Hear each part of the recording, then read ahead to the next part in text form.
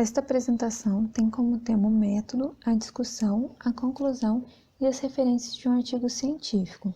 Esta atividade faz parte do seminário interacionista proposto pela disciplina de escrita científica do Programa de Pós-Graduação em Enfermagem da Unifal-MG. Olá, colegas de turma, nós somos o Grupo 2. Nossa equipe é composta pela Aline Neri, que apresentará o conteúdo referente ao método, pela Carita Mota, responsável pela apresentação da discussão e da conclusão, e eu, Camila Marcelo, que apresentarei as referências. Passo a palavra para você, Aline.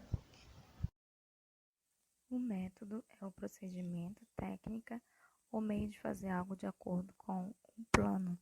Então, ele é um processo organizado, lógico e sistemático de pesquisa, ou instrução, investigação ou apresentação. Então, na seção método, ele descreve em detalhes como o estudo foi conduzido para alcançar o objetivo. Portanto, nessa parte descrevem-se os procedimentos a serem seguidos na pesquisa, e a organização varia de acordo com as peculiaridades de cada pesquisa. Então, requer a apresentação de informações acerca de alguns aspectos, como, por exemplo, o delineamento, que é o tipo da pesquisa, o tipo de estudo. Então, vai esclarecer a pesquisa se ela é de natureza exploratória, descritiva, explicativa. É importante esclarecer também acerca do tipo de delineamento a ser adotado, e se é uma pesquisa experimental, se é levantamento, se é estudo de caso, se é pesquisa bibliográfica.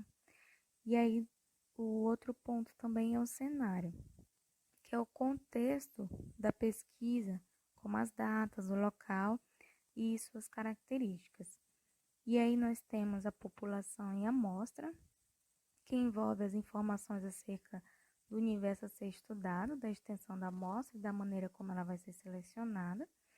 Nós temos a coleta de dados, que envolve a descrição das técnicas que vão ser utilizadas para a coleta de dados ou que foram utilizadas, modelos de questionários, testes ou escalas que deverão ser incluídos quando for o caso. E, no caso, quando envolver técnicas de entrevista ou de observação, deve ser incluído nessa parte também os roteiros a serem seguidos. Tem análise de dados, que envolve a descrição dos procedimentos a serem adotados, tanto para análise quantitativa, no caso o teste de hipótese, o teste de correlação, quanto qualitativa, um exemplo, análise de conteúdo ou análise de discurso.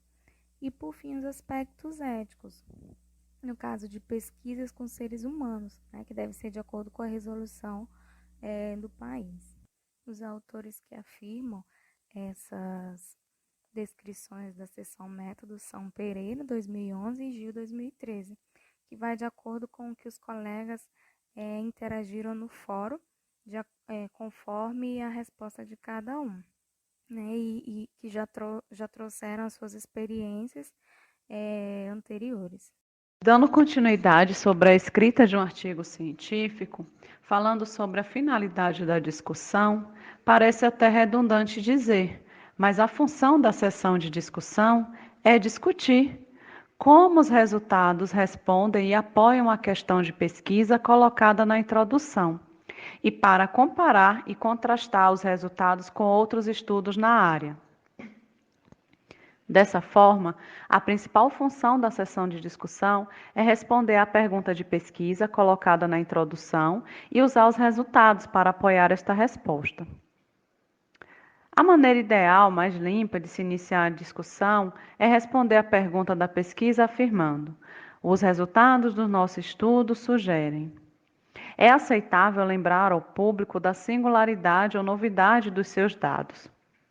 Vale lembrar que, mesmo quando os resultados não são tão robustos quanto se esperava, esses também devem ser revelados. Se os resultados não foram os esperados, pode ser decepcionante, mas não é um sinal de fracasso. Relatando estes resultados, a partir da hipótese original, permite que você ou outro grupo refine a hipótese e prossiga com mais testes. A sessão da discussão não deve ter repetição dos resultados e a introdução de informações novas e inadequadas. O tópico de introdução também não precisa ser revisado, nem os resultados precisam ser apresentados novamente. O autor deve usar os resultados, pode consultar uma tabela ou figura específica para apoiar e explicar a sua resposta. Essa seção, a de discussão, raramente tem tabelas ou figuras, mas deve conter as referências de como os cientistas validam o seu trabalho. Embora subseções possam ser usadas para estruturar sessões de discussão complicada, subseções geralmente param o fluxo da escrita. Por isso, é melhor escrever relacionando as suas ideias. Evite esse tipo de frase. O resultado desse estudo sugere que mais trabalho precisa ser feito. Esse tipo de frase pode confundir, pois a hipótese já foi testada. Os pontos finais, as estatísticas e as análises não tinham nada a ver com o conceito de exigir mais testes. Vamos falar agora da escrita da conclusão do seu artigo científico.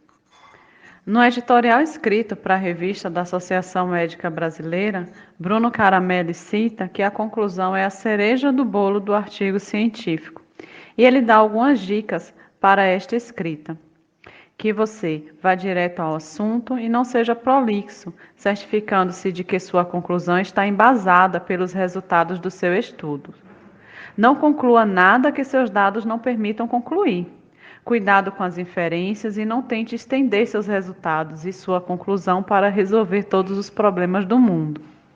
A conclusão é geralmente uma só. Você pode ter concluído outras coisas, mas dê o destaque à principal e ao principal desfecho que fará diferença para os leitores e pesquisadores.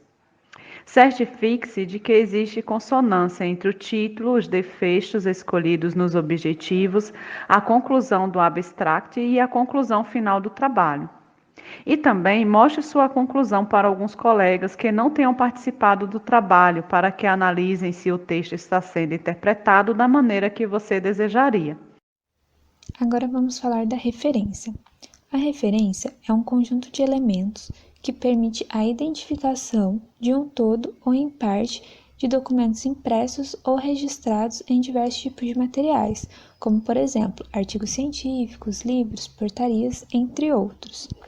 Vale ressaltar que em seu estudo deve predominar referências de artigo científico, principalmente aquelas atualizadas de até 5 anos e internacionais. Recomenda-se também utilizar poucas referências de livros e evitar colocar referências de monografias, dissertações e teses. Também é necessário ter muito cuidado com referências da internet. Todas as referências devem ser apresentadas ao final do seu trabalho, alinhadas à esquerda, com espaçamento entre linhas simples e um espaço entre cada referência. As normas de padronização bibliográfica mais utilizadas são a ABNT e Vancouver. Para a elaboração dessas referências, deve-se informar o sobrenome, seguido por nome de cada um dos autores, o título do artigo e subtítulo se houver, o título da revista, local da publicação, volume, número, paginação inicial e final do artigo e a data de publicação.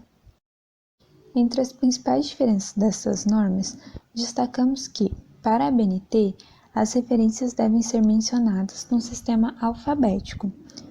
Para os nomes dos autores, escreve-se o nome e sobrenome por extenso, ou então o nome seguido apenas pela primeira letra de cada nome seguido por um ponto.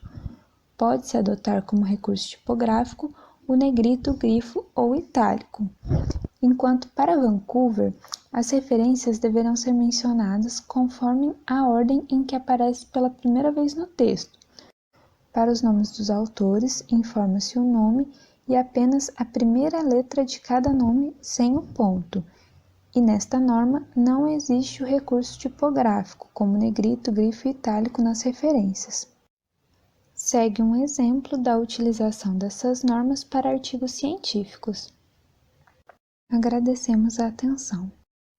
Estas foram as referências utilizadas para esta apresentação.